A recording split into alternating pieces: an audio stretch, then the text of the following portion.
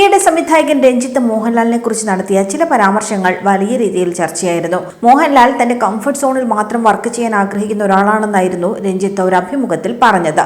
മലൈക്കോട്ടെ വാലിബനിലും പരിചയക്കാരുണ്ട്. നിർമ്മാതാവ് Shibu baby John അടുത്ത സുഹൃത്താണെന്നും രഞ്ജിത്ത് അന്ന് പറഞ്ഞിരുന്നു.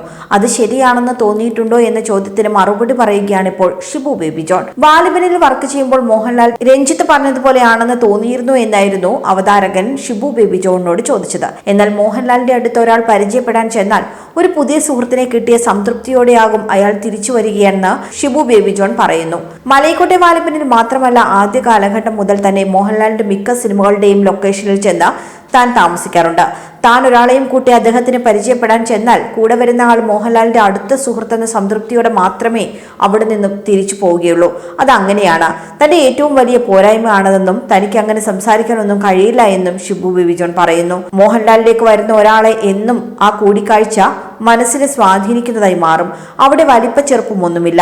അങ്ങനെ ഒരു അസാധാരണമായ കഴിവ് മോഹൻലാലിനുണ്ടെന്നും ഷിബു ബേബി ജോൺ പറയുന്നു. മലൈക്കോട്ടെ വാലിബൻ സിനിമയിൽ ഒരുപാട് പ്രതികൂല സാഹചര്യങ്ങൾ ഉണ്ടായിരുന്നുവെന്നും അതെല്ലാം മോഹൻലാലിന് ഓക്കെ ആയിരുന്നുവെന്നും ഷിബു ബേബി ജോൺ കൂട്ടിച്ചേർത്തു. ഈ സിനിമയിലുടനീളം വളരെ പ്രതികൂലമായ സാഹചര്യങ്ങളായിരുന്നു.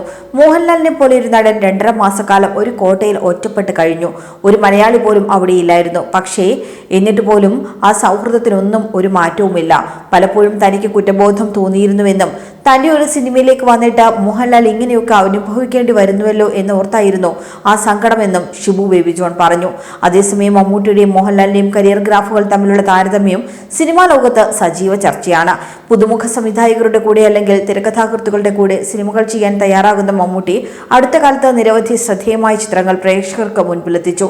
കഴിഞ്ഞ 3 പതിറ്റാണ്ടിലേറെയായി മലയാള സിനിമാ പ്രേമികൾ ഏറ്റവും അധികം തവണ പരസ്പരം ചോദിച്ചിട്ടുള്ള ചോദ്യമാണ് മോഹൻലാലോ മമ്മൂട്ടിയോ എന്നത്.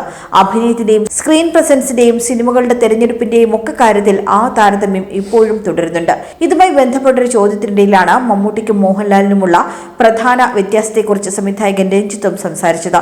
മമ്മൂട്ടി പരീക്ഷണത്തിന് മുതിരുമ്പോൾ മോഹൻലാൽ കംഫർട്ട് സോണിൽ നിൽക്കുകയാണോ എന്ന ചോദ്യത്തിനാണ് രഞ്ജിത്ത് അന്ന് മറുപടി നൽകിയത്. മമ്മൂട്ടി പരീക്ഷണങ്ങൾക്ക് തയ്യാറാകുന്നു, മോഹൻലാൽ കംഫർട്ട് സോണിൽ നിൽക്കുന്നു എന്നത് യാഥാർത്ഥ്യമാണെന്നും മോഹൻലാൽ ഒരു ദിവസം കൊണ്ട് തുടങ്ങിയതല്ല, അപരിചിതർ മാത്രമുള്ള ലൊക്കേഷനൊക്കെ മോഹൻലാലിന് വലിയ പാടാണെന്നും പുതിയ സംവിധായകരും എഴുത്തുകാരും ഒക്കെ ബുദ്ധിമുട്ടാണെന്നും രഞ്ജിത്ത് പറഞ്ഞു.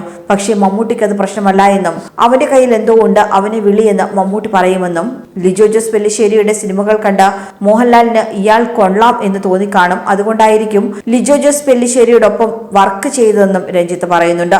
അപ്പോഴും നിർമ്മാതാവിന്റെ സ്ഥാനത്ത് അയാളുടെ ഏറ്റവും അടുത്ത സുഹൃത്തുക്കളാണുള്ളത്. ഷിബു ബേബി ജോണും മറൈൻ ബാബുവും ഒക്കെയാണ് നിർമ്മാതാക്കൾ. അയാൾ അങ്ങനെ ഒരു മനുഷ്യനാണെന്നും രഞ്ജിത്ത് അന്ന് ചൂണ്ടിക്കാട്ടിയിരുന്നു. ഇപ്പോഴും ക്യാമറയുടെ മുന്നിൽ 100 പേരെ ഇടിക്കുന്ന ആൾ നല്ല ആൾക്കൂട്ടമുള്ള ലൊക്കേഷനിൽ കാറിൽ വന്നിറങ്ങിയാൽ താനുണ്ടെങ്കിൽ തന്റെ കൈ പിടിക്കുമെന്നും കൈ വിടെന്ന് പറഞ്ഞാൽ കൈ അവിടെ ഇരിക്കട്ടെ എന്ന് തന്നോട് പറയുമെന്നും രഞ്ജിത്ത് ഓർമ്മിക്കുന്നു. ഈ കടമ്പ കടന്നു പോകാൻ ഇപ്പോഴും പ്രശ്നമുള്ള ആളാണ് മോഹൻലാൽ. മുറിക്കകത്ത് എത്തുമ്പോഴാണ് മോഹൻലാലിന് സമാധാനമാകുന്നത്. മമ്മൂട്ടിക്ക് പക്ഷേ ഈ പുരുഷാരം ഇല്ലെങ്കിലാണ് പ്രശ്നമെന്നും രഞ്ജിത്ത് ചൂണ്ടിക്കാട്ടിയിരുന്നു. ഷൂട്ടിംഗ് ലൊക്കേഷനിലോ മറ്റോ ആളില്ല എങ്കിൽ ഇവിടെയൊന്നും ആരുമില്ലേ എന്ന് മമ്മൂട്ടി ചോദിക്കാറുണ്ട്. എന്നാൽ ഇവർ രണ്ടുപേരുമായും തനിക്ക് നല്ല ബന്ധമുണ്ടെന്നും അന്ന് ആ അഭിമുഖത്തിൽ രഞ്ജിത്ത് വ്യക്തമാക്കിയിരുന്നു. കൂടുതൽ വാർത്തകൾക്കായി B4 Blaze ഫോളോ ചെയ്യൂ, സബ്സ്ക്രൈബ് ചെയ്യൂ.